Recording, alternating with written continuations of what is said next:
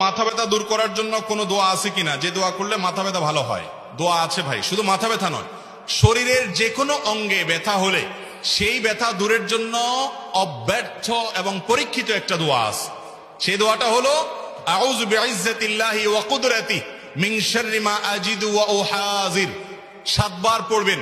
যেই জায়গায় ব্যথা হয়েছে ওই জায়গায় হাত রেখে আউযু বিইজ্জাতিল্লাহি ওয়া কুদরাতিহি মিন শাররি মা আজিদু ওয়া উহাজির, যার অর্থ হলো আমি আল্লাহর কাছে আশ্রয় চাই, আল্লাহর কুদরতের মাধ্যমে আশ্রয় চাই।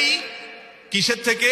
আমি যে ব্যথা অনুভব করছি এটা থেকে। একজন সাহাবীকে নবী সাল্লাল্লাহু আলাইহি ওয়াসাল্লাম দোয়া শিক্ষা দিয়েছেন, তার ব্যথার জায়গায় তিনি হাত দিয়ে দোয়া পড়েছেন, তারপর তাকে আল্লাহ তাআলা পরিপূর্ণ শেফায়ে কামেলা দান করেছেন।